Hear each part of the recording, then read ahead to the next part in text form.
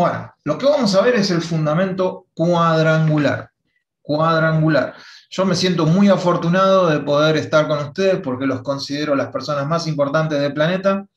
¿Por qué los considero? No soy chupamedia, sino que los considero las personas más importantes del planeta porque son los que están compartiendo el mensaje más importante del universo, que es el Evangelio. Vamos a empezar. Fundamentos cuadrangular. ¿Qué vamos a empezar con la doctrina? Pero no vamos a empezar todavía con la doctrina cuadrangular. Vamos a empezar viendo que para entender el fundamento cuadrangular es necesario entender la importancia de la doctrina, pero no de la doctrina cuadrangular todavía, sino de la doctrina en sí. ¿Por qué es importante la doctrina? Muchas personas dicen, no, a mí no me enseñes doctrina, yo quiero otra cosa. Según la Biblia, doctrina es enseñanza. La palabra doctrina es enseñanza, didaske, es enseñanza. Con el tiempo, algunas personas han entendido que es un conjunto de enseñanzas que hacen a una institución, pero bíblicamente es enseñanza nada más. Entonces, por eso vamos a tener que caminar este camino primero por lo que viene a ser la doctrina según la Biblia. Vamos a ver algunos pasajes. La doctrina hay que cuidarla, hay que persistir en ella. Pablo le dice a Timoteo, ten cuidado de ti mismo y de la doctrina. Fíjense que Pablo ya está quemando sus últimos cartuchos. Primera de Timoteo no es el último cartucho, segunda de Timoteo es el último cartucho, pero ya hay una preocupación pastoral en Pablo, sabiendo que el que viene después de él es Timoteo. Y sobre Timoteo, sobre las espaldas de Timoteo, iba a recaer el seguir adelante con el Evangelio, el seguir adelante con la doctrina. Entonces, Pablo, bien preocupado en las epístolas, en las cartas a Timoteo, su discípulo, le insiste, y hoy vamos a ver varias veces, con lo mismo. Tené cuidado de vos mismo y de la doctrina.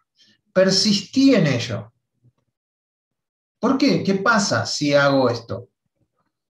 Pues haciendo esto te salvarás a ti mismo y a los que te oyeren.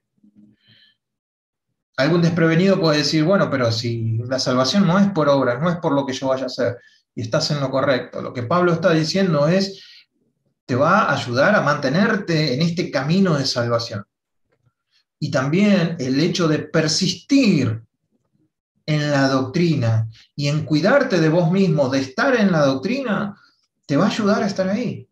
Por eso esas personas que dicen, no, yo no quiero estudiar doctrina, realmente lo que están haciendo es ponerse en la guillotina, porque si utilizamos al revés este versículo, dice, si haciendo esto nos salvaremos y a los que nos oyeren, si no hacemos esto, va a haber menos probabilidad de salvarme a mí mismo o de mantenerme en este camino de la salvación, lo mismo que a los que me oyen. Así que, pastor, líder, no tengas temor de predicar doctrina, la enseñanza, las bases, una y otra vez.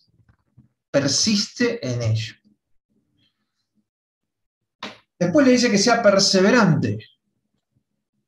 ¿Sí? La palabra nos dice que los primeros creyentes perseveraban en la doctrina de ¿quiénes? De los apóstoles, en la enseñanza de los apóstoles. Y también tenían comunión los unos a los otros. ¿De qué manera? Partiendo el pan y en las oraciones. O sea, tenían una vida de comunidad y de comunión. Comunidad y comunión. La comunión era unos con otros, partían el pan y en la comunidad había oraciones, había enseñanza. Entonces, perseveraban los primeros creyentes porque sabían que esto era importante, la doctrina. En Judas, versículo 3, nos dice, amados, por la gran solicitud que tenía de escribiros acerca de nuestra común salvación, me ha sido necesario escribiros exhortándoos que atendáis, que contendáis ardientemente, ¿sí? Hay que defender la fe que nos ha sido dada. La fe es esa enseñanza, es eso que nosotros sabemos acerca de Cristo Jesús. Y Judas ya en ese tiempo tenían a los falsos maestros metiéndose dentro de la iglesia, los gnósticos, y, y entonces por eso él dice, les exhorto, los animo, por favor, les imploro, que peleen ardientemente por esa fe, por esa creencia que se les ha dado a ustedes. Entonces la doctrina también tiene que tener parte de nosotros una actitud no pasiva, firmes contra lo falso. Y acá algunos versículos de estos son hasta conmovedores, son muy conmovedores algunos de estos versículos. Firmes contra lo falso. Miren lo que dice Juan en su segunda epístola. Cualquiera que se extravía y no persevera en la doctrina de Cristo, no tiene a Dios. Yo lo tuve que leer 2 o 3 veces. Cualquiera que se extravía y no persevera en la enseñanza del Mesías, en la enseñanza de Cristo, no tiene a Dios. ¡Fua! Eso es un palazo importante. Después dice, el que persevera en la enseñanza de Cristo, ese sí tiene al Padre y al Hijo. ¡Wow!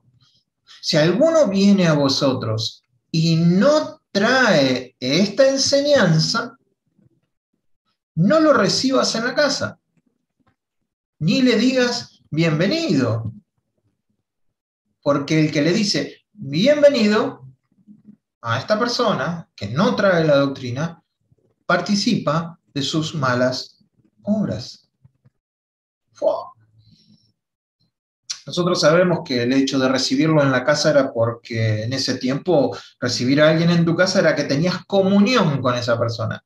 Era algo más importante que una visita. Era alguien que al recibirlo vos en tu casa estabas dándole la bienvenida no solo a la persona, sino a todo lo que la persona implicaba.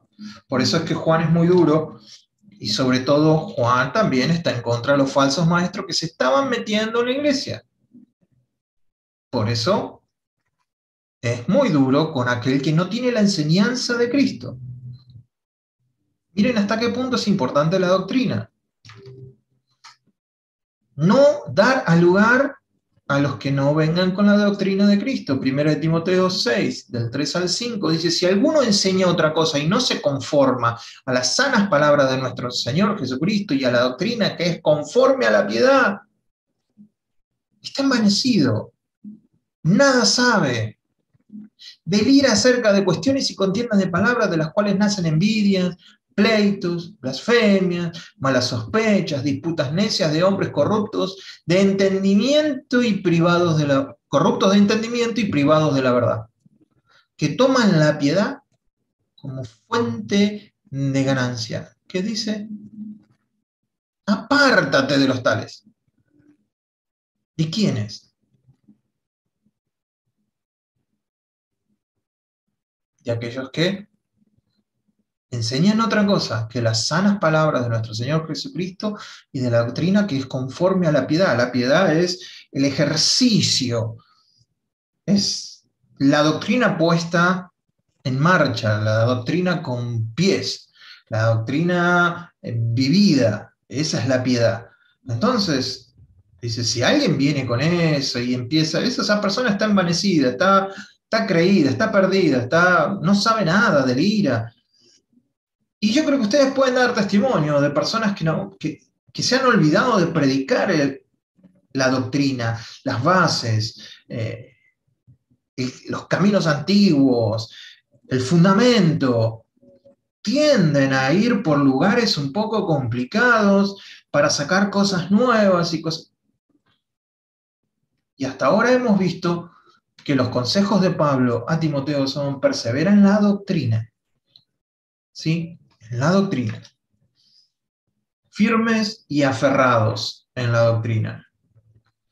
Segunda de Tesalonicenses 2, 13 al 15, en mi opinión, Tesalónica es la iglesia más piola de todas las que están en la Biblia. Dice, pero nosotros debemos dar siempre gracias a Dios de respecto de vosotros, dice Pablo. Hermanos amados por el Señor, de que Dios os haya escogido desde el principio para salvación, mediante la santificación por el Espíritu y la fe en la verdad, lo cual lo llamó mediante nuestro Evangelio. Cuando Pablo habla de nuestro Evangelio, habla porque él se había apropiado del Evangelio de Cristo. No es que él tuviera un Evangelio distinto, ¿no? Para alcanzar la gloria de nuestro Señor Jesucristo. Así que, la así que quiere decir conclusión. Hermanos, estad firmes y retened la doctrina que habéis aprendido, sea por palabra o por carta nuestra. Nosotros tenemos la bendición de tener varias cartas, así que debemos estar firmes y retener la doctrina. Cuando habla de retener es apropiarse, es aferrarse, como si fuera lo último que vamos a tener, como que estuviéramos ahogándonos y pasa un tronco y nos aferramos al tronco porque es lo único que nos va a mantener a flote, es aferrarnos a la doctrina y estar firmes en ese camino. Bueno, esto es un pantallazo, ¿no? Pero creo que hemos entendido la importancia de la doctrina para Pablo, sobre todo. Ahora vamos a ver la parte negativa. ¿Qué pasa cuando la doctrina no es predicada, no es enseñada, no es tenida en cuenta? Segunda de Corintios 11, de 13 al 15, dice, más lo que hago lo haré aún, dice Pablo, enojado con los falsos apóstoles, con aquellos que lo despotricaban por todos lados. Más lo que hago lo haré aún para quitar la ocasión a aquellos que la desean. La ocasión de verlo caído a Pablo, ¿no? A fin de que en aquello en que se glorían sean hallados semejantes a nosotros. A ver si son como nosotros. ¿Sí? Porque estos son falsos apóstoles, estos son falsos enviados, estos son falsos embajadores, estos son obreros fraudulentos. Fíjense qué importante, que se disfrazan como apóstoles de Cristo, que se disfrazan como enviados de Cristo, como embajadores de Cristo. Y no es maravilla, dice Pablo, porque el mismo Satanás se disfraza como ángel de luz. Así que llega a la conclusión, así que no es extraño si también sus ministros se disfrazan como ministros de justicia, cuyo fin será conforme a sus obras. Ya en el tiempo de Pablo estamos viendo falsificaciones de ministros, falsificaciones de apóstoles, que se disfrazan. Entonces, la doctrina tiene que ser predicada. Hay que tener cuidado con los vientos de doctrina. Yo lo llamaría modas. Para que ya no seamos niños fluctuantes. ¿Sí? Somos líderes, somos pastores. Ya basta de ser niños fluctuantes llevados por doquiera de todo viento de ¿qué? De enseñanza, viento de doctrina. ¿Por estratagema de quiénes? ¿De Dios? No, de hombres. ¿Que quieren hacer qué? Que para engañar emplean con astucias las artimañas del error. No, que siguiendo la verdad en amor, esto es lo que tenemos que hacer nosotros, siguiendo la verdad en amor, crezcamos en todo, en aquel que es la cabeza, esto es Cristo. ¿Cuánta tentación hay para nosotros de que fulano esté haciendo algo y la iglesia prospere, la iglesia crezca? Y cuánta tentación hay para nosotros de decir, bueno, voy a hacer lo mismo dentro de mi iglesia, o voy a hacer lo mismo en mi ministerio, o lo voy a hacer lo mismo en mi grupo. A veces son vientos de doctrina, a veces le está funcionando al otro porque Dios se lo dio al otro. Uno tiene que buscar, uno tiene que seguir buscando esa verdad en amor y buscar en la cabeza que es Cristo, para que Dios nos dé también a nosotros el plan o lo que tengamos que hacer. ¿Sí? Ya no seamos niños. Esta está un poco más complicada, pero el Espíritu, con mayúscula, o sea, el Espíritu Santo, dice claramente que en los postreros tiempos algunos apostatarán de la fe. O sea, van a negar la creencia que han tenido acerca de Jesús. ¿Escuchando qué cosa? A espíritus, minúscula, engañadores y a doctrinas de demonios. Parece que los demonios también tienen enseñanzas y tienen doctrina. Amén. Entonces, si no predicamos nosotros la doctrina que es de Cristo, la doctrina, la sana doctrina, hay otras doctrinas.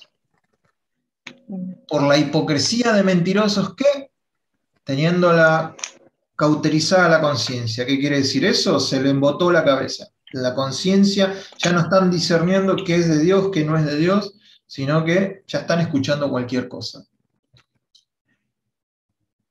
Diferentes doctrinas también. Hay vientos de doctrinas, doctrinas de demonios, pero también hay diferentes doctrinas. Pero os ordenamos, hermanos, en el nombre de nuestro Señor Jesucristo, que os apartéis de todo hermano que anda desordenadamente y no según la enseñanza que recibisteis de nosotros. Bueno, acá ustedes podrán decir, entonces me quedo solo. El hermano que anda desordenadamente, ni siquiera puedo escuchar al maestro que está hablando hoy. Yo no lo conozco, ¿cómo sé que no anda desordenadamente? Bueno, acá se está refiriendo a una persona que insiste y que su estilo de vida es del desordenado. No es un hermano que cayó, un hermano que está peleándola y que patina, pero se quiere parar y vuelve. No está hablando de esa persona, sino aquel que anda. Cuando la Biblia habla de andar, habla de vivir. Vivir desordenadamente, pero ya sin ningún tipo de arrepentimiento en cuanto a las malas maneras o malas formas. Otra doctrina falsa, Hebreos 13:9. No os dejéis llevar de doctrinas diversas y extrañas, porque buena cosa es afirmar el corazón con la gracia. Ahí tenemos un datazo. ¿Qué dato que tenemos ahí? ¿Cómo voy a saber si estoy en diversas o extrañas doctrinas? No, bueno, si no está afirmado en la gracia, muy probablemente sea una doctrina diversa o extraña. Porque buena cosa es afirmar el corazón en la gracia, no con viandas. Lo que está hablando ahí es comida así de paso, que nunca aprovecharon a los que se han ocupado de ellas. Tenemos un altar, y este no es el altar que tenemos en nuestros templos, no está hablando de ese altar, no está hablando de que ese altar es sagrado. Tenemos un altar, del cual no tienen derecho de comer los que sirven al tabernáculo. El altar que tenemos nosotros es Jesús. Porque los cuerpos de aquellos animales cuya sangre, a causa del pecado, es introducida en el santuario por el sumo sacerdote, son quemados fuera del campamento. Si ustedes leen el contexto de Hebreos, se van a dar cuenta que el altar es Jesús. Nuestro altar es Jesús. Tenemos un altar a donde ir y ahí vamos. Entonces la carta de Hebreo era sobre todo por gente que quería volverse a judaizantes, ¿no? Quería volver al sistema judío. Y el escritor de Hebreo le dice, no, miren, buena cosa es afirmar el corazón con la gracia. Tenemos un altar, busquen en ese altar se llama Jesús. Doctrinas extrañas. Pablo otra vez a Timoteo. Como te rogué que te quedases en Éfeso, cuando fui a Macedonia, para que mandases a algunos que no enseñen diferente doctrina. ¿Sí? Timoteo, anda y decirle que no enseñen otra cosa. Y que no presten atención a fábulas y genealogías interminables que acarrean disputas, más bien que edificación de Dios que es por fe. Así te encargo ahora. Anda, Timoteo, anda y fíjate que no estén enseñando mal. Qué trabajito Timoteo tener que ir y revisar que estuvieran enseñando y que no estuvieran enseñando una diferente doctrina. Pero mire hasta qué punto la preocupación de Pablo por la iglesia. de que no se esté enseñando una diferente doctrina. Qué preocupación es la nuestra como pastores de que no se esté enseñando una diferente doctrina en los distintos ministerios que tenemos. Qué gran preocupación es la de los supervisores que pueden tener que mirar a los pastores a ver si no están enseñando una diferente doctrina. Es una gran tarea.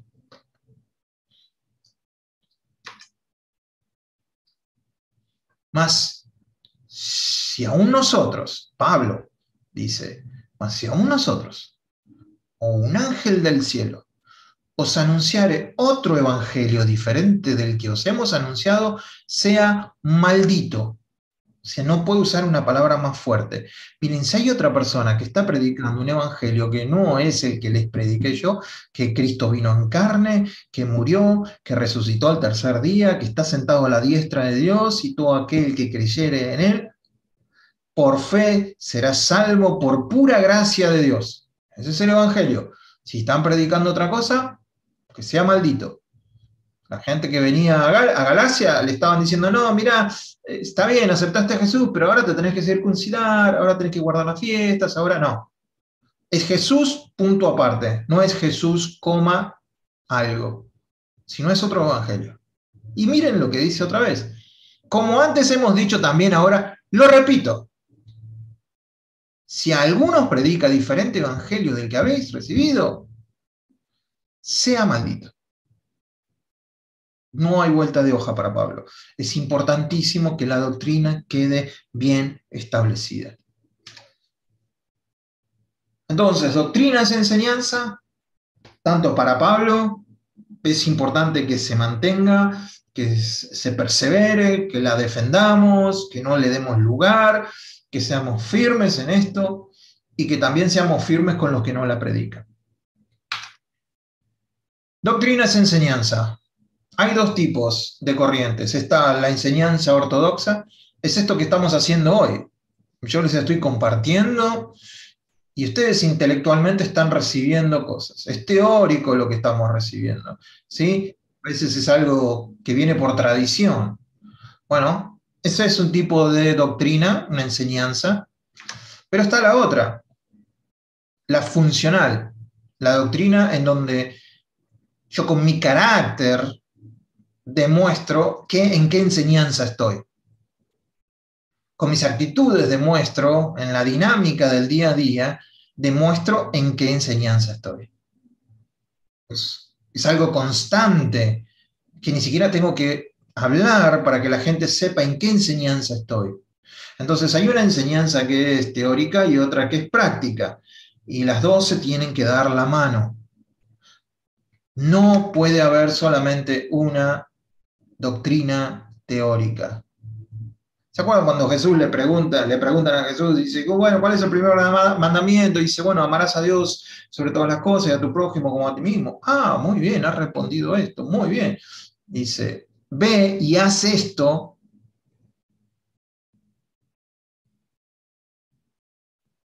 Ve y haz esto.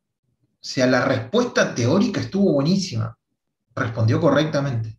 Pero ahora tenía que ir y hacerlo. Entonces la doctrina no es solamente yo creo en algo, sino yo creo y vivo conforme a eso que creo. Si no, lo que tenés es una creencia, pero no una doctrina. Y no estás viviendo conforme o no estoy viviendo yo. Si yo les predico de ustedes, no, hermano, sí, no robarás. Y ustedes ven que yo en mi vida particular, no sé, llego al trabajo, me robo las lapiceras, mando a alguien que me ponga la tarjeta aun cuando yo no estoy, robo horas, robo esto, sí, bueno, tu ortodoxia, tu teoría de la doctrina está muy buena, pero Eduardito, tenés que vivir conforme a eso, tenés que ir acomodando algunas cosas. Si yo le digo que no mientan y de repente ustedes se enteran de que yo estoy diciendo una cosa, entonces dice, sí, bueno, Eduardo, vos sabés y enseñás que no hay que mentir, pero ¿qué pasa con la práctica? Entonces, la doctrina está bueno estudiarla, está bueno tenerla, está bueno predicarla, pero no alcanza con eso. Hay que vivirla. Entonces, terminamos en cuanto a lo que tiene que ver con doctrina, con esto. Te encarezco delante de Dios y del Señor Jesucristo, que juzgará a los vivos y a los muertos. Te encarezco, líder o pastor que me estás escuchando. Pero también me lo estoy diciendo a mí. Que prediques la palabra. Que instes a tiempo y fuera de tiempo. Redarguye, reprende, exhorta con toda paciencia y doctrina. ¿Por qué? La pregunta, ¿por qué? Versículo 3. Porque vendrá tiempo cuando no sufrirán la sana doctrina, sino que teniendo comezón de oír, se amontonarán maestros conforme a sus propias concupiscencias. Y apartarán de la verdad el oído y se volverán a las fábulas. Y acá viene, cada pero en la Biblia es para pararse y decir, a ver, pero tú sé sobrio en todo, soporta las aflicciones. En este caso, a Timoteo le dice, haz la obra de evangelista, cumple tu ministerio, Timoteo. En el caso mío me diría Eduardo, haz la obra de maestro, haz la obra de pastor, cumplí con tu ministerio, sé sobrio, Eduardo. Redarguir, reprender, exhortar con toda paciencia y doctrina y enseñanza de cuáles son los fundamentos, para que no nos estemos dispersando, para que sepamos cuál es nuestro piso, cuál es nuestro cimiento. Porque va a haber un momento que la gente no va a querer escuchar eso y van a amontonar maestros, dice, para ellos escuchar lo que quieren oír. Pero en el caso tuyo, Timoteo, vos no. Vos sos sobrio en todo. No importa que no venga tanta gente a tu iglesia. No importa que quieran escuchar a otros. Vos sos sobrio en todo. Soporta esas aflicciones. Predica con paciencia la doctrina.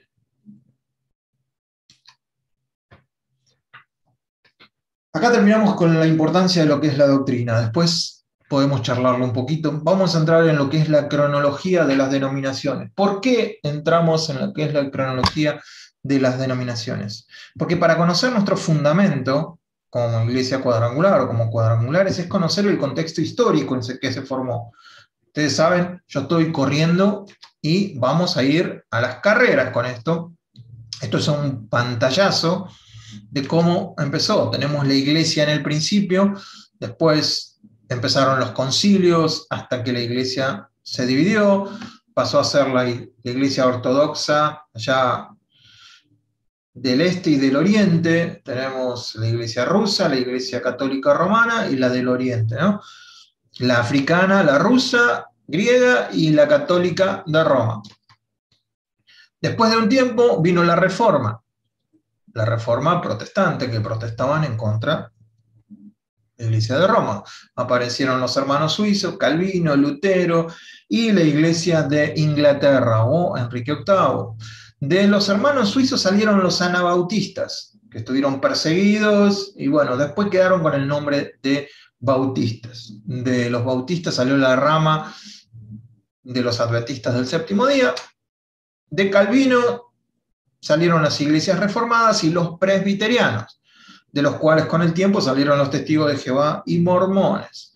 De Lutero se conformó la iglesia luterana y el anglicanismo, ¿sí? Que venía de Inglaterra. De ahí salieron los puritanos, los cuáqueros y los metodistas, que es lo que nos interesa a nosotros. Los metodistas, los nazarenos, el ejército de salvación. De ahí vino el pentecostalismo, y ahí es donde aparecimos nosotros, al igual que la Iglesia de Dios o la Asamblea de Dios. Mismo tiempo, mismo momento, quizás no uniéndose al movimiento de santidad. Entonces, en el mismo tiempo en que estaba el movimiento de santidad, en el tiempo de los grandes avivamientos, apareció el pentecostalismo y ahí la iglesia cuadrangular que viene, si vamos para atrás, de los metodistas, Wesley, los hermanos Wesley y, bueno, ahora no me acuerdo el otro. Pero más o menos para tener un pantallazo, no es algo muy detallado, No sé si está del todo bien las fechas, pero para tener una noción de cómo viene la cosa. Entonces ahí estamos con la iglesia cuadrangular en 1927, pero ya conocemos el camino por donde nos llegó a nosotros la iglesia cuadrangular. Y ahora sí, ya entendiendo un poquito esto, para entender de dónde vinimos, vamos a comenzar desde ahí y vamos a ver un poco la cronología fundacional. Para conocer la cronología fundacional, lo que vamos a tratar de entender es la vida de la hermana Macpherson.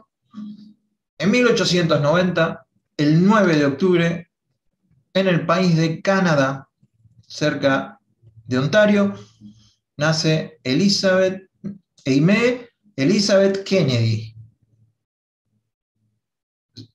¿Sí? Un padre agricultor y la madre que trabajaba en el Ejército de Salvación. No es que trabajaba dentro de las oficinas del Ejército de Salvación.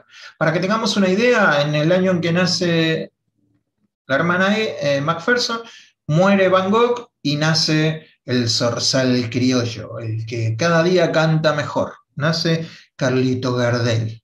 Para que tengamos una idea, más o menos una noción de los tiempos, ¿no? Gardel al mismo tiempo que la hermana Macpherson. En 1907, en diciembre, experimentó la conversión cuando asistió a una campaña del evangelista irlandés Robert Semple. ¿Sí? Si ustedes ya van conectando los puntos, la hermana Amy Semple Macpherson, o sea, si este evangelista se llamaba Semple, me parece que hubo un flechazo ahí entre los dos, pero ella experimentó la salvación en diciembre de 1907, todavía en Canadá. 12 de agosto, un día después del cumpleaños de mi mamá, se casan, no, mi mamá todavía no existía, no se asuste, se casan la hermana Amy y Robert. Robert trabajaba como pastor en varios lugares, tenía a cargo varias misiones. Stanford, London, pero no London, Estados Unidos, sino London, Canadá, Findlay, y después también cerca de la frontera en Ohio y Chicago. Recién casaditos, mucha pobreza, años difíciles. Pasan a Estados Unidos, se van a Irlanda, de donde es él. De Irlanda van a Inglaterra, donde recaudan fondos y donde una persona muy adinerada los ayuda para que puedan irse a China. El matrimonio se va a China para ser misioneros.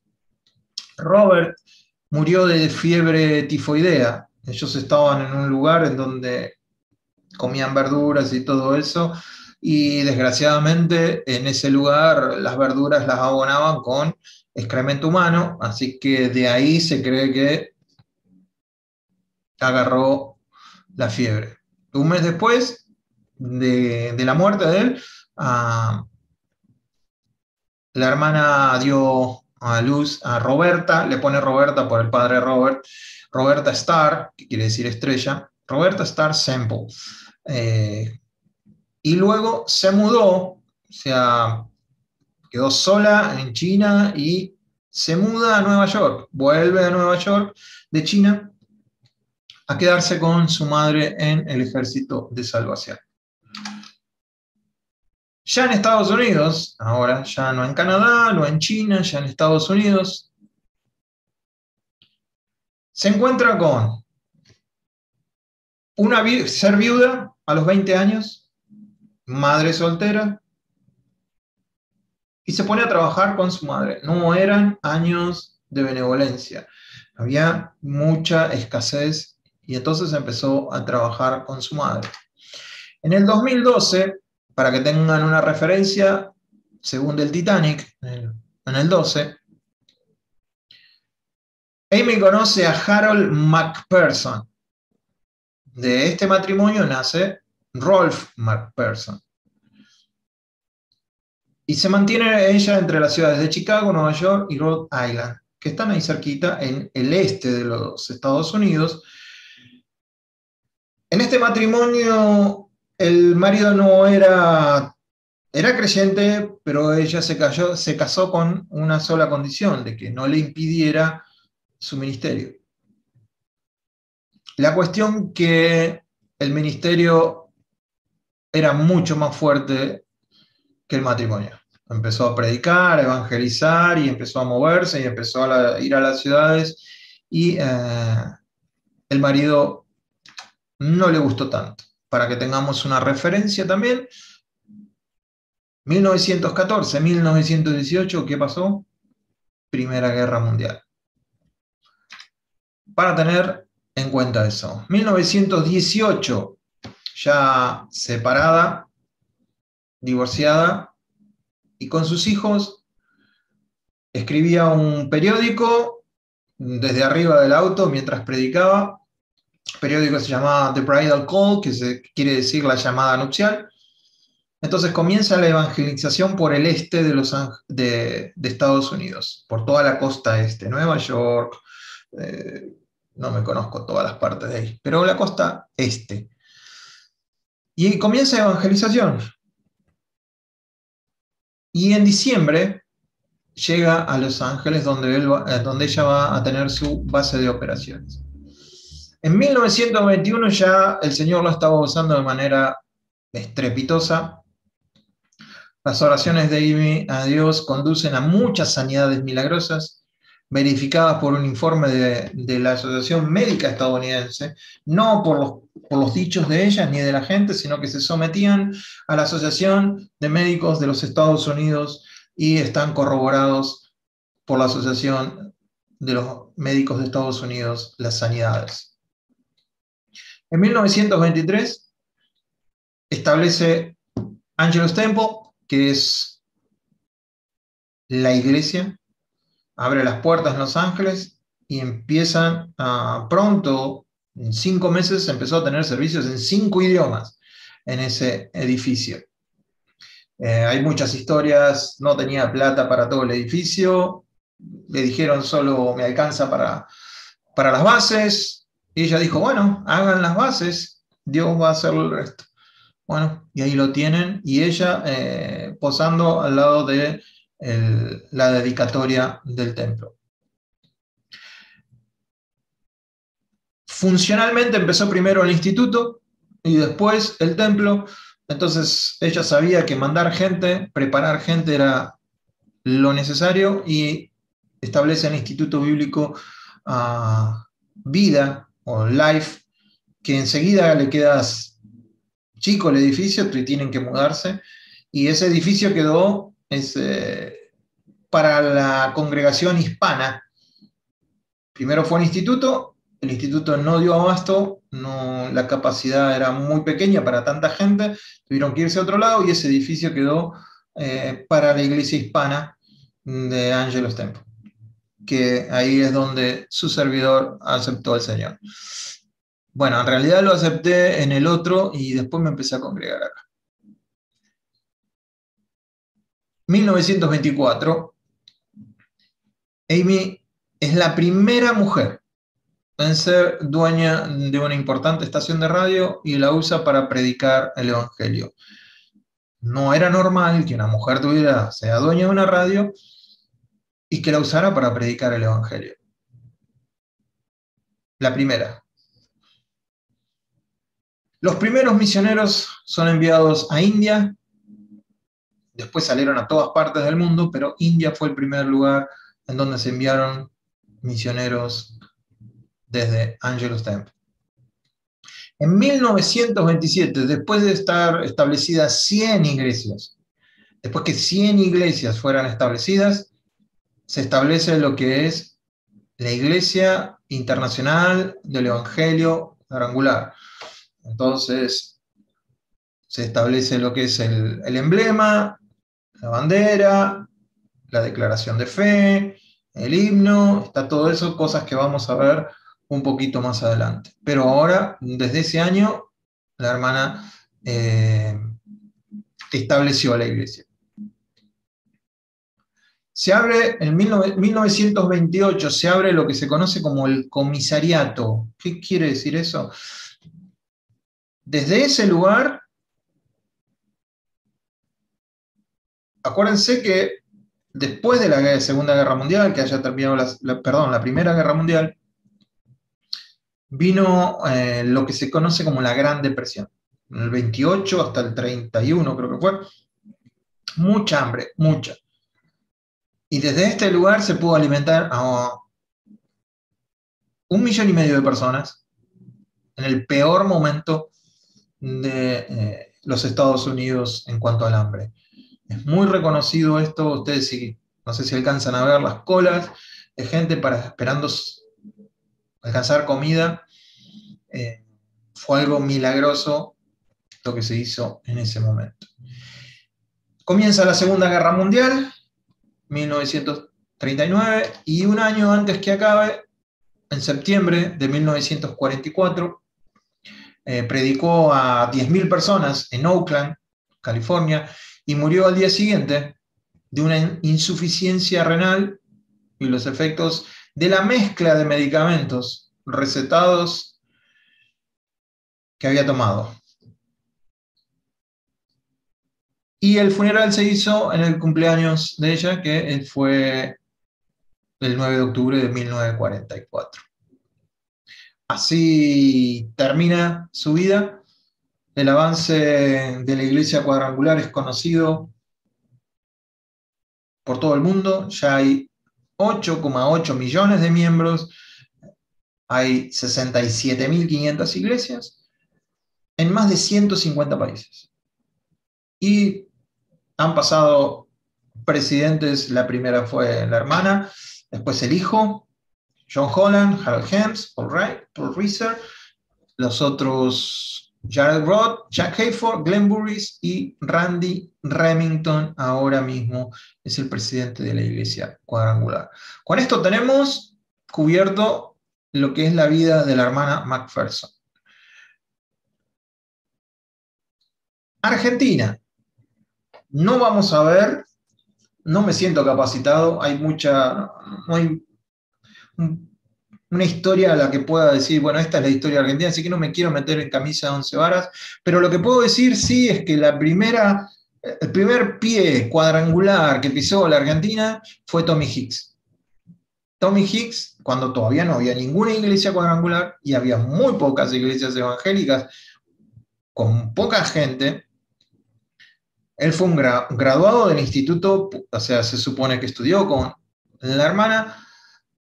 Es una historia bastante, no era el que tenía que venir otra persona, al final él es el que viene a Argentina, y Dios lo usó de una manera impresionante, oró por Perón, Perón se sanó de una psoriasis que tenía, y después que pasó eso le entregaron, primero no le querían dar las canchas, después lo dieron las canchas de fútbol, y hay historias tremendas acerca de lo que pasó en ese tiempo en Argentina. Acá hay un extracto de lo que es el libro. Hicks afirmó que había tanta gente fuera del estadio como adentro, y que las vías secundarias y las calles estaban llenas por más de 4 y 5 cuadras en todas direcciones. Miller, otro historiador, dijo que los autobuses, o sea, los colectivos, el subte, los camiones, tranvías, los trenes y cualquier otro método de transporte disponible llevaban a las personas de toda Argentina y Sudamérica a las campañas de Tommy Hicks. Las calles y el transporte público estaba atascado por bloques alrededor del estadio. Se vaciaron los almacenes de Biblias en Argentina. Se llevaron muchas miles de escrituras más. O sea que les fue bien a los que tenían una librería cristiana. Las luchas de la iglesia evangélica, que después de años de trabajo tenían congregaciones de 40, 50 personas, fueron abrumadas repentinamente por multitudes de 1.000, 1.200, 1.300 personas. Se entregaron 300.000 tarjetas de decisión durante las primeras semanas de la campaña, y luego no hubo más porque el país se quedó sin papel para imprimirlas. Entonces, lo que tenemos acá es el principio de la Iglesia Cuadrangular. Tenemos la cronología fundacional, vimos lo que fue la doctrina, y así en vuelo de pájaro el contexto histórico del nacimiento de la Iglesia Cuadrangular a nivel mundial, y a nivel nacional en Estados Unidos.